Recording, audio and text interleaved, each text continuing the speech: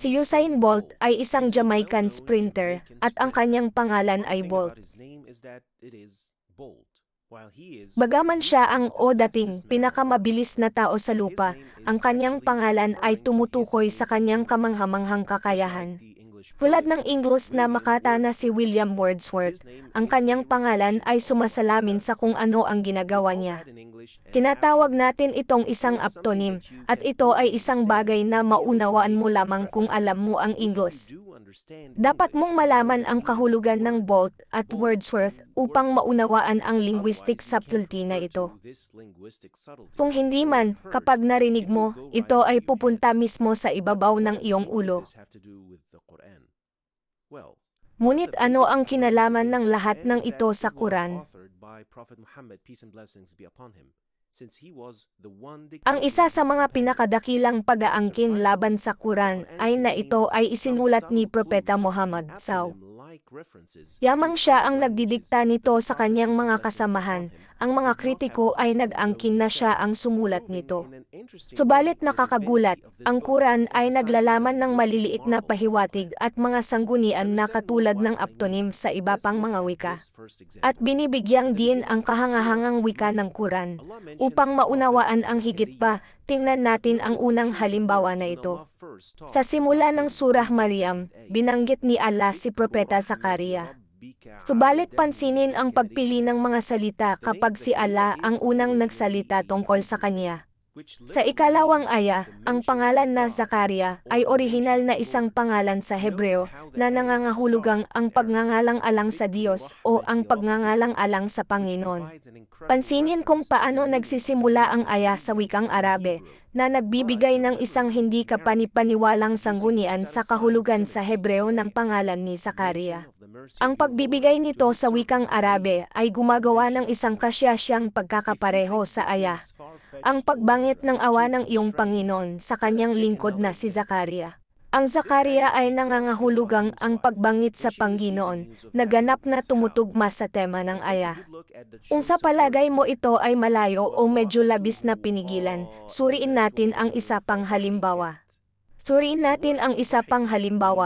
Ang aya na ito ay nagsasalita tungkol sa asawa ni Ibrahim nang matanggap niya ang balita ng pagkakaroon ng isang anak. Ngunit tingnan mo ng mabuti ang pagpili ng mga salita dito. Ang salitang ginamit ay tumawa. Alam mo ba kung gaano karaming beses na ginamit ang salitang ito sa Quran?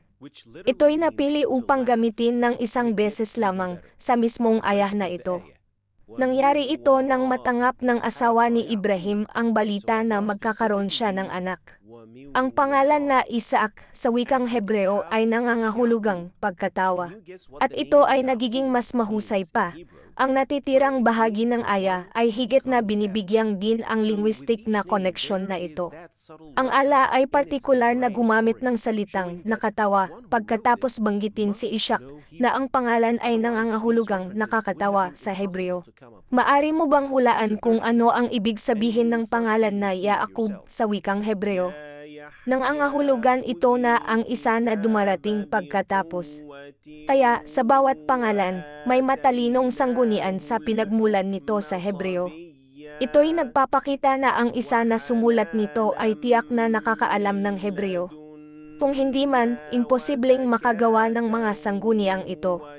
Narito ang ikatlong halimbawa, at sisimulan mong makita ito dito sa iyong sarili. Ang ayah na ito ay nagsasalita tungkol kay Propeta Yahya. Dito, ginamit ni Allah ang isang natatanging salita upang ilarawan kung ano ang ipinagkaloob niya sa kanyang propeta, Hanan. Ang Hanan ay nangangahulugang habag, kabaitan, at kagandahang loob. Ang salitang ito ay hindi ginamit sa Quran maliban sa konteksto na ito na may kaugnayan kay Propeta Yahya. Sa ngayon, malalaman mo na ang literal na pagsasalin ng pangalan na Yahya o Yohanan.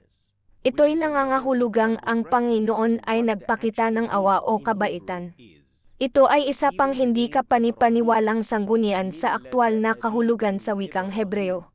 Kahit na ang pangalan na Ibrahim ay literal na nangangahulugang ama ng maraming bansa sa wikang Hebreo.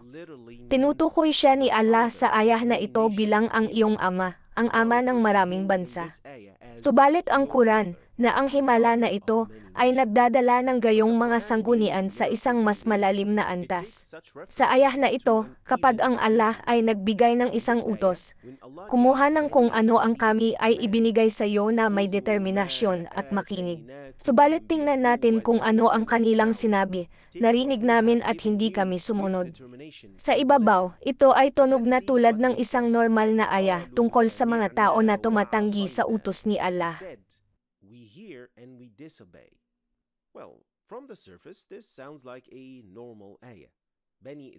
Ngunit may isang bagay na kapanapanabik.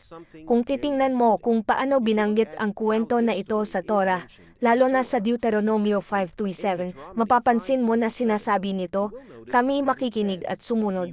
Ito, siyempre, ay isang isinalin na bersyon mula sa orihinal na teksto sa Hebreo.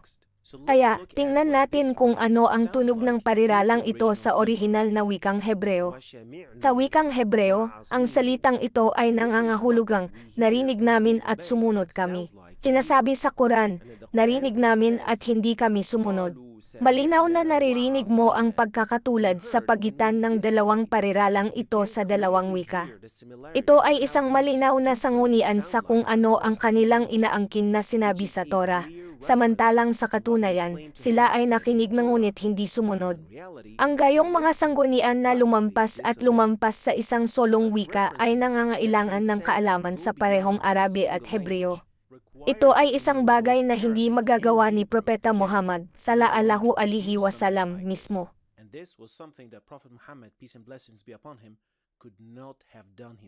Sapagkat hindi niya alam ang wikang Hebreo at hindi man lang siya marunong sumulat sa wikang Arabe. Subalit siya ang nakakaalam ng lahat ng mga bagay na ipinahayag ng Quran. Bagaman ang gayong mga subtleties ay maaring hindi malinaw sa mga Arabo, dahil sila ay mas hamon sa kanila, may iba pang mga linguistic at stylistic subtleties. Ang mga subtleties na ito ay maaring makita at napansin ng mga Arabo, tulad ng isang bahagi ng ayah na kung saan ang kahulugan ay sumasalamin kung paano ito maaring talagang basahin.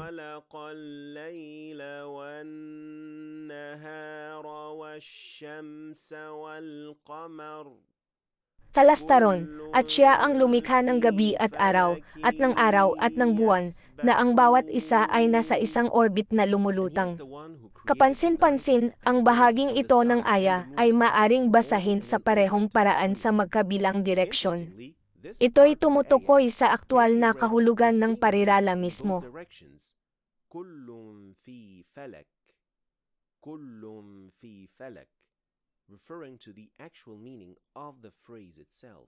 Sa wakas, kung inisip mo, maari kong gumawa ng isang bagay na katulad ng nakita natin na ngayon.